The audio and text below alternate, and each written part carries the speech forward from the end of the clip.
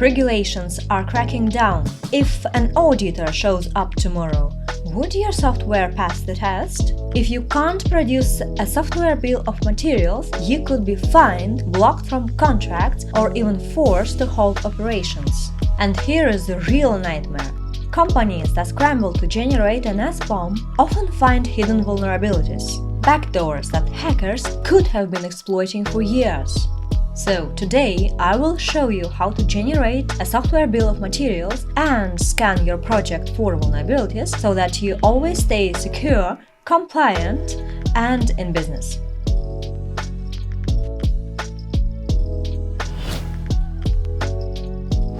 Have you ever been to a restaurant and asked what's in a dish only to hear "I don't know"? Well, that's what running software without software bill of materials is like. But regulators won't accept "I don't know." A software bill of materials, or an SBOM for short, is the inventory of all the dependencies used in your project. It contains the information about open source and proprietary dependencies. But don't worry, it doesn't mean that you have to disclose the source code. The code may remain confidential. An SBOM is like a detailed list of ingredients for your project. All the components, all the libraries, both open source and proprietary. And here's the problem. Some of these ingredients might be rotten, outdated, vulnerable, and even legally risky dependencies could be lurking in your software right now. So, in a way, you are between a devil and a deep blue sea. On the one hand, there are vulnerabilities that you don't know about, and on the other hand, there are legislations that you have to comply with. Yes, several laws already demand SBOMs, and the list is growing. So, for instance, there is the US Executive Order 14028. It states that federal agencies demand SBOMs for procurement. There is the NIST guidelines that define the best practices for generating SBOMs. There is also the European Union Cyber Resilience Act. It requires SBOMs for all software that is sold in the European Union. And even big tech companies now demand SBOMs from the vendors before signing the contract. So, no SBOM, no deal. No compliance, legal risks. In other words, if you fail a compliance audit, your company might be fined or even blocked from operations. If a client asks for an SBOM and you don't have it, you might lose a deal. If a security incident happens, you spend weeks scrambling to find the vulnerable library that was affected. The stakes are too high. So how did an SBOM become such a necessity? Why should you bother with listing all the dependencies that are in your project, because there could be hundreds of them? And here's the shocking truth. Most projects are 90% based on open source. Well, there's nothing wrong with open source per se. It's great, I personally love open source and don't have anything against it. But the problem is that if you use so many open source libraries in your project, you have to be able to control what is used in your software. So some open source libraries might already be abandoned and you don't know about that. Some of them might not be regularly updated. Some libraries are maintained by one overworked developer. And as a result, an average project contains about 45 vulnerabilities, known vulnerabilities. Think of it as locking the front door, but leaving 45 windows open. So, an SBOM is not just about listing the dependencies. It's about revealing hidden threats before they explode. New vulnerabilities will come up. Some libraries will be abandoned. New tools and solutions will be emerged and your developers will be happy to use them. And do you know how you can have it all under control? Well, there are 3 key recommendations. Use versioned components and systems that support the SBOM generation or even ship with one, like Liberica JDK. Use tools for generating SBOMs for your project. Use vulnerability scanners to analyze the generated SBOMs and identify vulnerabilities. With this unified workflow, you can efficiently control the security of your infrastructure. So, to sum up, with a software bill of materials, you can understand whether you use outdated or fresh dependencies, prevent hidden vulnerabilities, find affected components fast, set up automatic vulnerability scanning, minimize licensing risks, and ensure legislative compliance.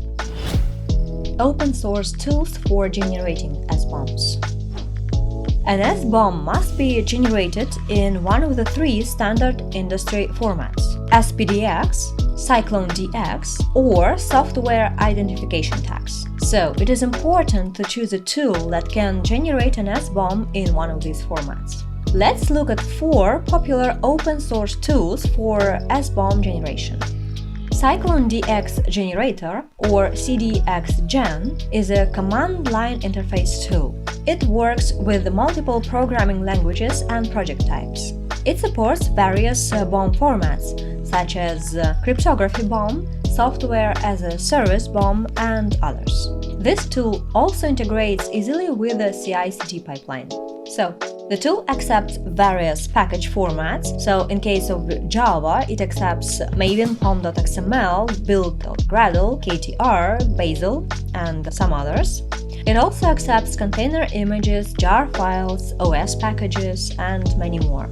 It generates JSON file or an XML file, and it supports CycloneDX format, but conversion to SPDX is also possible. This tool is optimal for Java because it works with the Java build systems. Also, CDXGEN works in perfect combination with the OWASP dependency scanner. Syft is also a command line interface tool. It accepts container images, files, and archives. It can generate an SBOM in multiple formats: JSON, XML, human-readable text, columnar tables, or even tag value formatted reports.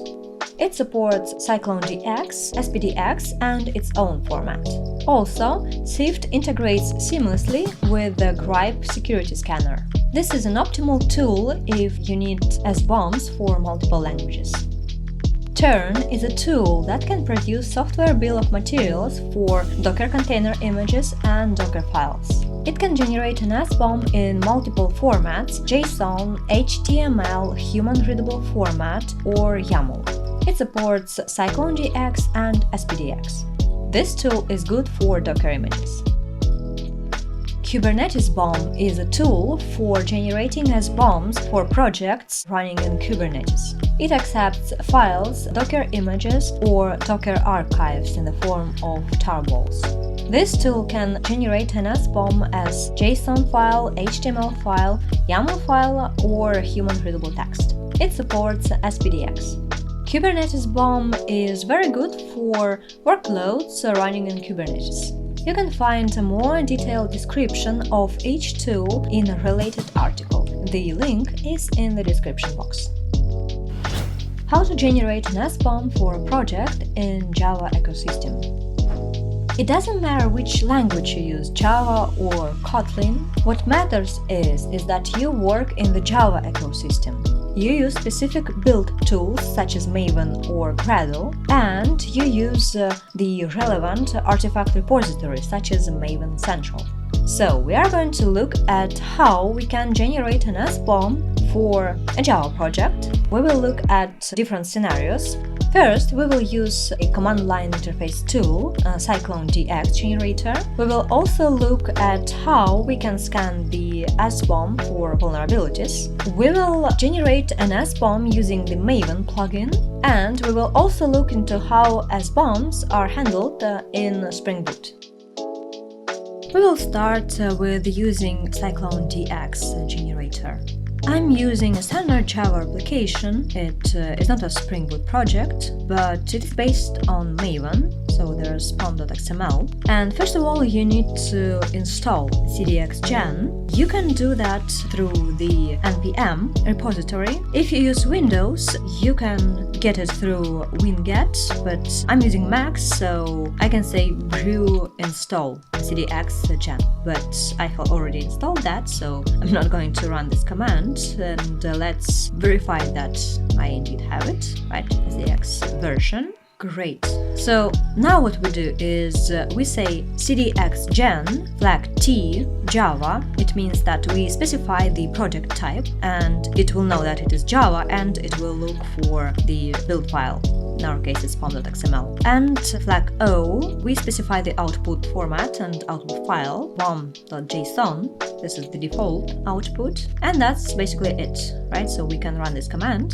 The SBOM generation may take several minutes depending on the number of dependencies, but this is a small project. There are only a few dependencies, and so it was generated quite fast. And here it is, our SBOM.json file, right? So in a JSON format. And you can browse it. So let's look what's inside. There's the format, CycloneDX, the components, the publisher, the name, authors, and then the components of project. There are our dependencies. So for instance, there's a dependency on Google library, JSON. So there's its name, its version, its type, it's a library, some properties, and some other valuable information. And that's about all the dependencies. Okay, so what we can do now is run the dependency scanner to identify whether there are any known vulnerabilities, and we're going to use the OWASP dependency scan. You can get that through the Python repository, pip, so if you don't have it, you should install it because it's there only. And you can run simply pip install OWASP dep scan. That's it. So again, I'm not going to run it because I already have it. And now you just point to the tool. Of course, you can set the path variable, but I was lazy, so I didn't do that. And yeah, this tool is in the Python directory, as you can see. And now we just specify several flags. So we specify BOM. It means that we want to scan not the project, but the SBOM file. And we are specifying our pom.json. And there's another flag, reports directory, right? So you simply say where you want to put the reports generated by the tool, right? So let's say it's going to be reports directory. And here it is. This scanning has begun. It may take time, so be patient.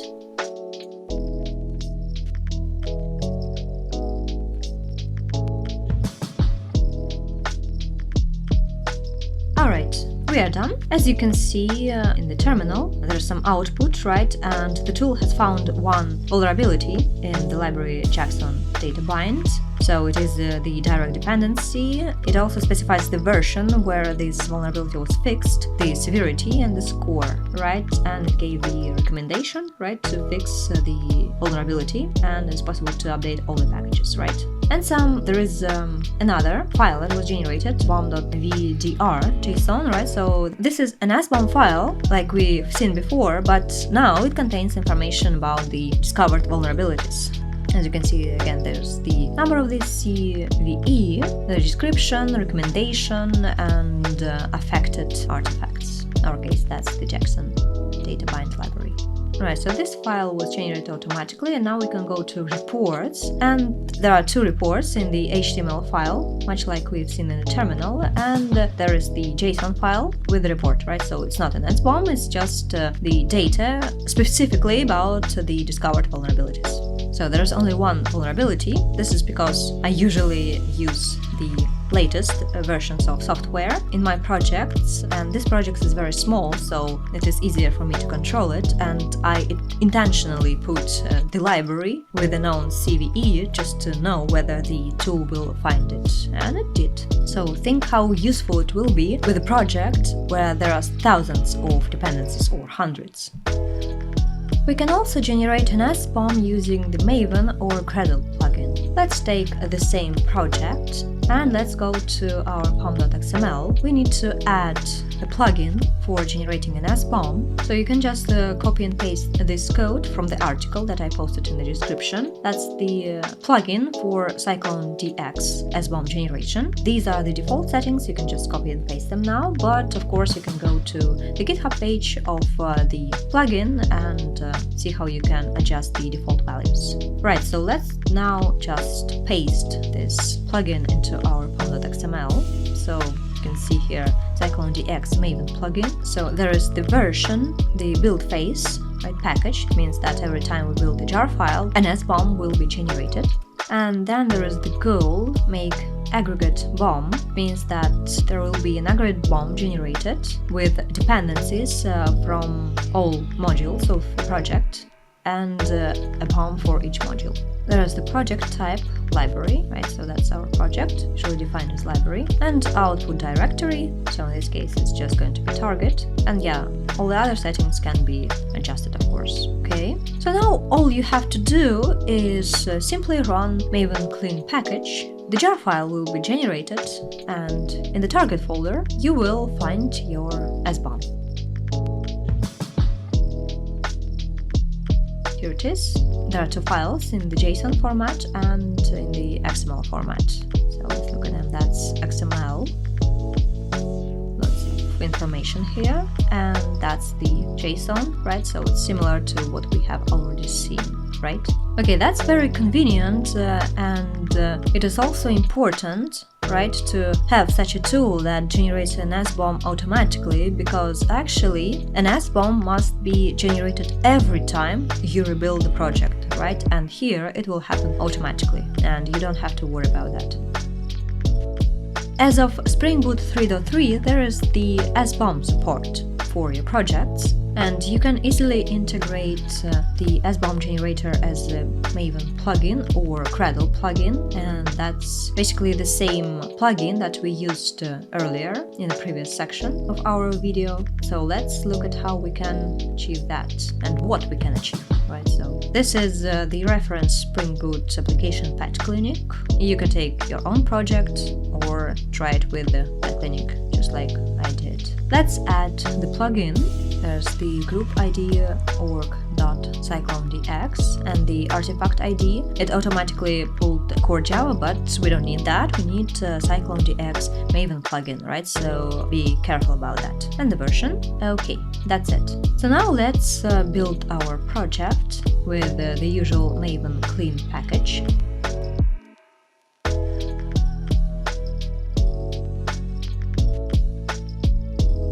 Okay, build success. Let's look into the target directory. There's our jar file and this SBOM, and the SBOM is in the classes meta-inf SBOM subdirectory. There is this JSON file. We have already seen that, right? Nothing new. The information about all the dependencies, which is just great, right? But we can do even more. We will actually enable actuator endpoints with an SBOM.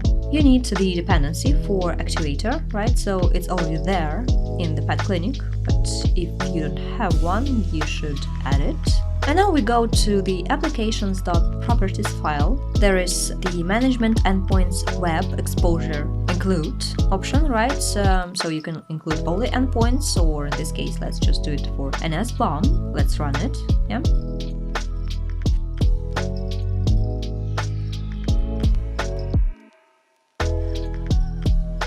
So when you run your jar file, you can go to the actuator SBOM endpoint. Here it is, and there's going to be the IDs for all the SBOMs that you have. In our case, it's just the application. So you can go to this endpoint application, and here it is, the SBOM for our application.